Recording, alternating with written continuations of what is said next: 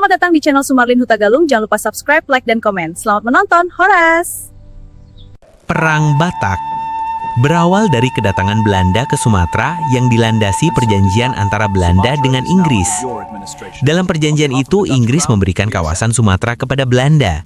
Hal ini justru semakin membuka peluang Hindia Belanda untuk menguasai seluruh wilayah Sumatera yang belum dikuasai sebelumnya. Inilah awalnya Belanda mulai melancarkan monopolinya di kawasan Sumatera.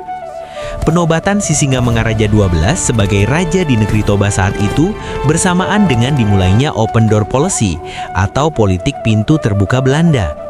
Politik ini bertujuan untuk mengamankan modal asing yang beroperasi di Hindia Belanda, dan Batak tidak mau menandatangani perjanjian Korte Verklaring atau perjanjian Sumatera.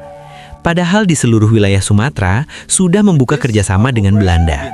Kala itu, dalam masa pemerintahan Sisingamangaraja XII pada abad ke-18, Sumatera Utara masih dalam kondisi damai, dengan masyarakatnya yang mencari mata pencaharian dengan berburu, bertani, beternak, dan sebagian lainnya berdagang. Sementara di daerah Sumatera lainnya, kecuali Aceh, sudah di bawah kekuasaan Belanda.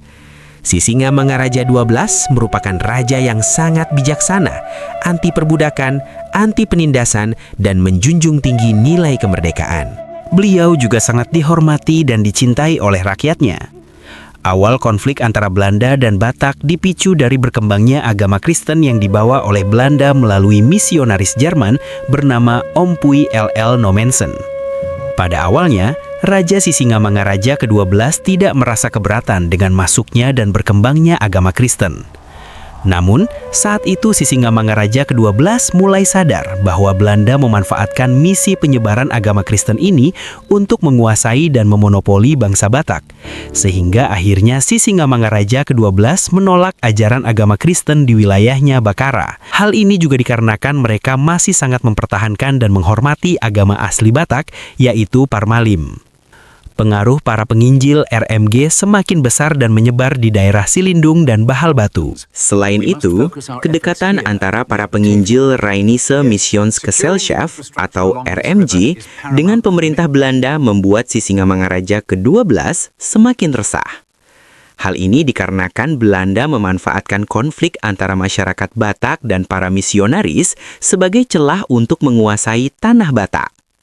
Pada tahun 1877, Sisingamangaraja ke-12 akhirnya mengusir para misionaris di Silindung dan Bahal Batu guna membendung penyebaran agama yang telah ditunggangi kepentingan politik kolonial. Merespons tindakan tersebut, para misionaris di Silindung dan Bahal Batu meminta perlindungan serta bantuan militer kepada pemerintah kolonial Belanda. Pada tanggal 6 Februari 1878, pasukan Belanda tiba di PRYY, tempat kediaman penginjil Ingvar Ludwig Nommensen. Pasukan Belanda itu bertugas untuk melindungi para misionaris dan membantu permasalahan yang mereka alami. Saat itu, pasukan Belanda, penginjil Nommensen Jan Simon Heid yang bertugas sebagai penerjemah Belanda, melakukan kunjungan ke Bahal Batu untuk menyusun benteng pertahanan. Namun kehadiran tentara kolonial ini semakin membuat Sisingamangaraja XII khawatir dan melakukan tindakan preventif. Sehingga pada tanggal 16 Februari tahun 1878, Sisingamangaraja XII mendeklarasikan perang kepada Belanda. Dan sejak itulah, penyerangan ke pos-pos Belanda di Bahal Batu mulai dilakukan. Perlawanan dan sorak perang dari Sisingamangaraja XII merupakan hal yang paling ditunggu-tunggu Belanda, karena momentum ini memudahkan Belanda untuk Horas bangsa Batak, Ramuti Hami Ompung mula jadi nabolon, si bontar mata ingkon talu. Serangan-serangan Sisingamangaraja XII dibalas sengit oleh Belanda. Saat itu, pusat pertahanan Sisingamangaraja XII berada di Bakara, sementara pusat pertahanan Belanda berada di Bahal Batu. Untuk menghadapi serangan dari orang-orang Batak, pada tanggal 14 Maret tahun 1878, Belanda mendatangkan Residen Boyle bersama tambahan pasukan yang dipimpin oleh Kolonel Angels sebanyak 250 orang tentara dari Sibolga. Selanjutnya, pada tanggal 1 Mei tahun 1878, Bakara yang merupakan pusat pemerintahan Sisingamangaraja diserang pasukan kolonial Belanda. Namun sayangnya, pada tanggal 3 Mei tahun 1878, seluruh Bakara dapat ditaklukkan oleh Belanda. Untungnya, Sisingamangaraja 12 beserta pengikutnya dapat menyelamatkan diri dan terpaksa keluar dari wilayah Bakara. Sementara itu, para raja yang masih tinggal di Bakara yang tidak sempat melarikan diri dipaksa Belanda untuk bersumpah setia. Maka, sejak Belanda dapat menguasai Bakara, wilayah tersebut dinyatakan berada dalam kedaulatan pemerintah Hindia Belanda. Akan tetapi, Sisingamangaraja ke-12 tidak menyerah.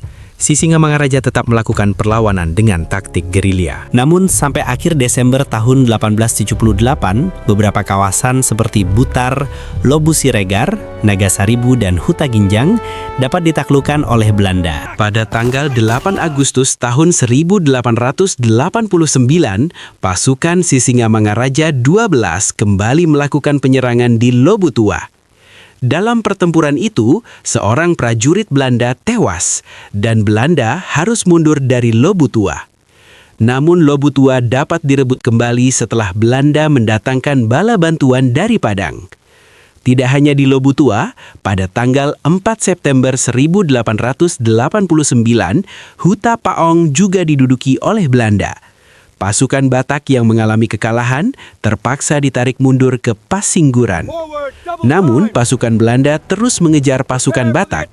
Hal ini membuat pertempuran sengit tidak bisa dielakkan lagi saat ditambah pasukan Belanda ditembaki oleh pasukan Batak sehingga pasukan Belanda membalasnya dengan peluru artileri dengan cara membabi buta.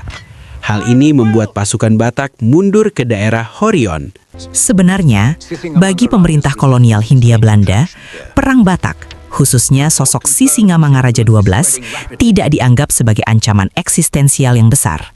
Terlebih lagi, wilayah Tapanuli Raya saat itu dinilai minim sumber daya alam yang dapat dieksploitasi secara ekonomi. Namun, intensitas serangan Sisingamangaraja terhadap pos-pos penginjilan dan kantor pemerintahan memaksa Belanda untuk bertindak tegas. Penangkapan para pemimpin daerah yang melawan menjadi harga mati demi mewujudkan ambisi Pax Neerlandica, penyatuan wilayah di bawah kendali Belanda. Selama hampir 30 tahun, upaya Belanda untuk menangkap Sisingamangaraja 12 selalu menemui jalan buntu.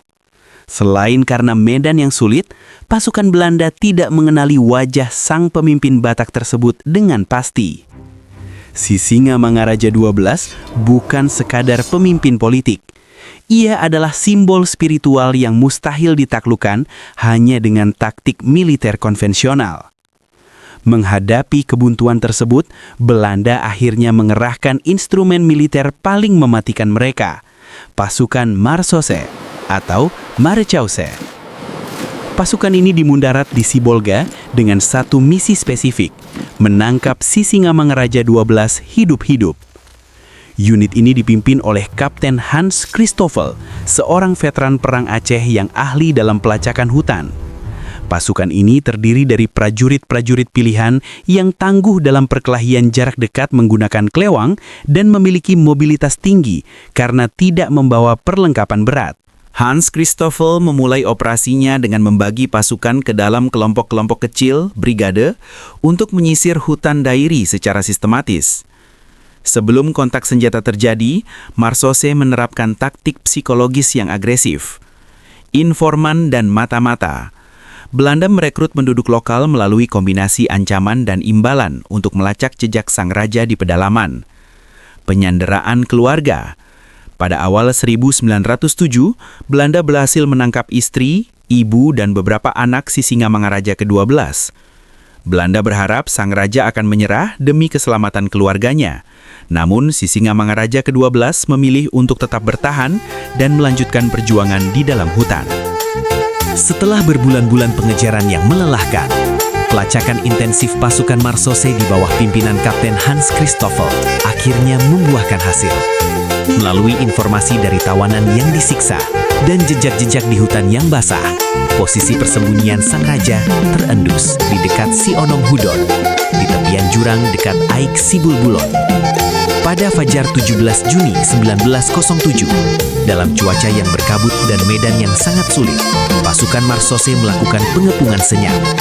Sisingamangaraja 12 saat itu tidak lagi memimpin pasukan besar.